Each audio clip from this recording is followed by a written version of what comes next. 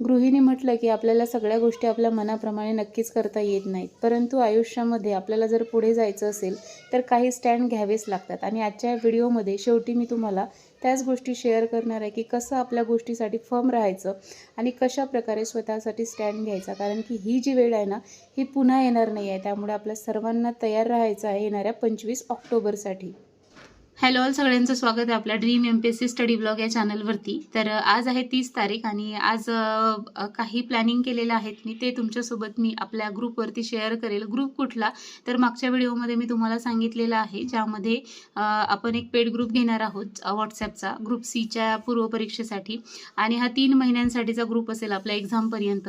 आणि यामध्ये तुम्हाला डेलीचे टार्गेट्स मिळणार आहेत, प्लस तुम्हाला काही PDF नोट्स मी शेअर करेल, आयोगाचे पेपर्स तुम्हाला शेअर करेल पूर्वपरीक्षेचे. त्याचसोबत मी जे काही ॲनालिसिस केलेलं आहे ना, त्या ॲनालिसिसच मी पेड ईबुक विकत असते. तर तुम्हाला ते ॲनालिसिस नुसतं घ्यायचं असलं काय किंवा ग्रुपमध्ये यायचं असलं काय तर 100 रुपीजच आपली किंमत आहे ग्रुपमध्ये जॉईनिंगची. त्यामुळे तुम्हाला जॉईन करायचं असेल तर करा, कुणावरही जबरदस्ती नाही आहे. मला एक कमेंट होती की तुम्ही एक्झाम पास नाही आणि तुम्ही कसे काय ग्रुप घेताय.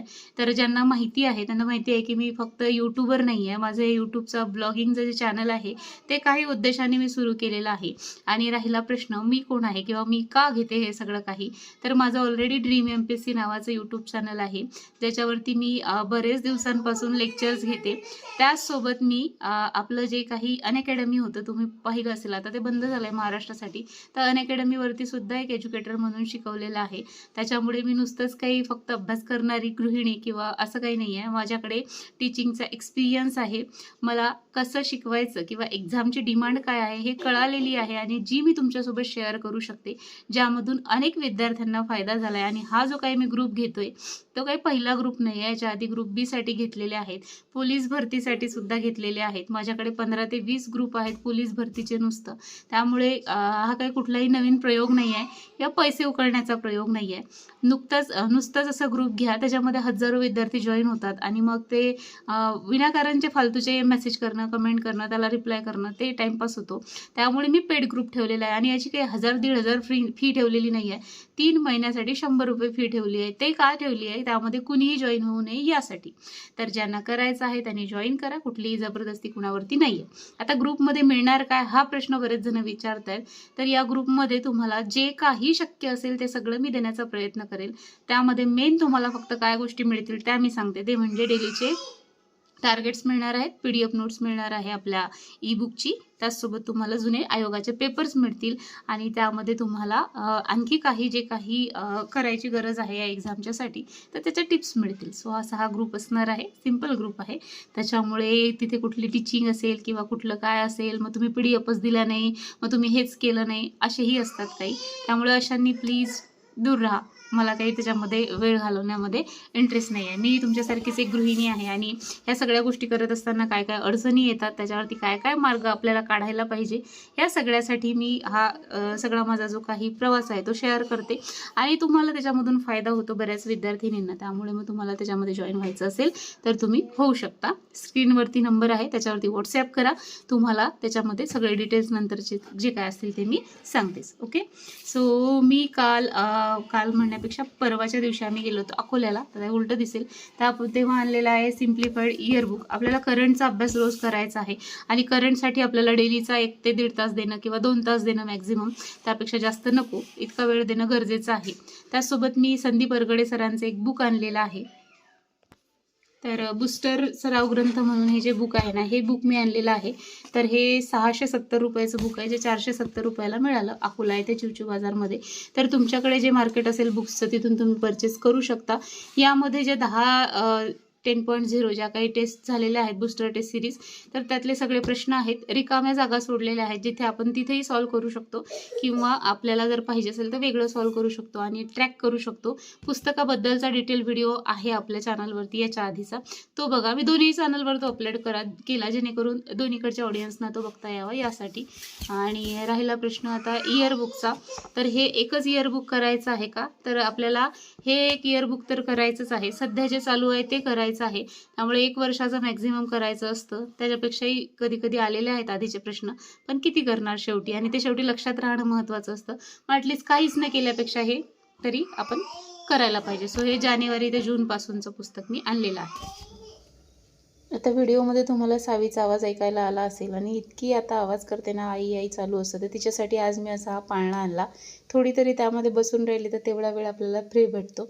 आता आमच्या आईंच्या डोळ्यांचं ऑपरेशन झालं, त्यामुळे त्याही सावीला सांभाळू शकणार नाहीत एखाद महिना तरी. त्यामुळे आता घरातल्या कामासोबतच हा एक लोड वाढणारच आहे. परंतु याही परिस्थितीत आपल्याला टेन्शन घेऊन तर काही होणार नाही आहे. आपल्याला जे करायचं आहे ते जर का आपण फिक्स ठरवलं असेल तर मग त्यासाठी काहीही करायची तयारी असली पाहिजे. आणि पुढच्या व्हिडिओजमधून त्याच सगळ्या गोष्टी तुम्हाला पाहायला मिळतील. त्याचा तुम्हालासुद्धा तुमच्या स्टडीमध्ये नक्की फायदा येईल. अनेक गृहिणी मेसेज करतात की वेळ कसा काढायचा मुलांसोबत, तर त्या सगळ्या गोष्टी पुढच्या ब्लॉगमध्ये मी तुमच्यासोबत नक्की शेअर करेन. आता आपण एक गृहिणी म्हटल्यावरती आपल्याला बऱ्याचदा अनेक गोष्टी फेस कराव्या लागतात. एखाद्या वेळेस जर आपलं वय जास्त असेल किंवा आपण अनेक अटेम्प्ट देऊनसुद्धा यश मिळत नसेल, किंवा असं मुलांच्या बाबतीतसुद्धा होतं, मुलींच्या बाबतीतच होतं असं काही नाही. लोक चिडवतात, आपल्याला त्या नावावरून हाक मारायला लागतात. मग अशा वेळी आपण स्टँड घेत नाही, आपण कधीतरी ते इग्नोर करतो. पण प्रत्येकच वेळी आपल्या सेल्फ रिस्पेक्टसाठी या गोष्टी घातक ठरू शकतात. त्यामुळे जर कोणी आपल्याला काही बोलत असेल किंवा चिडवत असेल तर तेव्हाच त्याला सांगायचं, तू एकदा परीक्षा देऊन बघ आणि मग नंतर बोल. त्यामुळे अशा कुठल्याही कुणाच्याही गोष्टी ऐकून न घेता आपण एक गृहिणी जरी असू तरी आपण स्वतःसाठी स्टँड घ्या. या जगामध्ये लोकांना फक्त आपली मजाक उडवतील किंवा आपल्याला कमी लेखतील, यामुळे आपला जो सेल्फ कॉन्फिडन्स आहे तो कमी होईल आणि यातून फायदा काहीच होणार नाही. आणि आपण जर का त्यांना उत्तर नाही दिलं तर लोकांना त्या सगळ्या गोष्टींमुळे आणखी मजा येईल आणि त्यांना असं वाटेल की याला आपण चिडवलं की याचा मॉरल डाऊन होईल आणि हा त्याच्या इप्सित यशापर्यंत पोहोचू शकणार नाही. परंतु प्रत्येक वेळी कुणीतरी त्याच हेतूने करत असतं असंही नसतं. मग आपल्याला ते दोन्ही हेतू लक्षात घेऊन त्याच्या पद्धतीने त्याला उत्तर देताच आलं पाहिजे. कारण प्रत्येक वेळी शांत राहणं हे सुद्धा योग्य नाही आहे. आपण जे काही करतोय ना त्याचा स्ट्रेस आपल्याला माहिती असतो, कुठली परिस्थिती असते ते पुढच्याला माहिती नसते, काय काय फिलिंग आपल्या मनात असतात किंवा कुठल्या परिस्थितीतून अभ्यास करत असताना आपल्याला काय काय फेस करावं लागतं, या सगळ्या गोष्टी या स्वतःला माहिती असतात. पुढचे व्यक्ती फक्त त्यांच्या दृष्टिकोनातून जज करू शकतात. त्यामुळे कधीतरी उत्तर द्यायला शिका. शांत राहणे हा नेहमीच पर्याय नसतो. एकदाचं काय ते त्याला वाईट वाटायचं ते वाटेल, परंतु प्रत्येक वेळी आपल्याला होणारा जो काही मनस्ताप आहे तो परत होणार नाही. आणि त्यामुळे आपलं जे काही अभ्यासापासून आपलं मन विचलित होतं किंवा आपल्याला थोडंसं डाऊन वाटतं तर असं वाटणार नाही. त्यामुळे तिथे उत्तर द्यायला नक्की शिका. आणि हे काही वाईट नाही आहे, याला स्वतःसाठी स्टँड घेणं म्हणता येईल किंवा स्वतःसाठी बोलणं म्हणता येईल.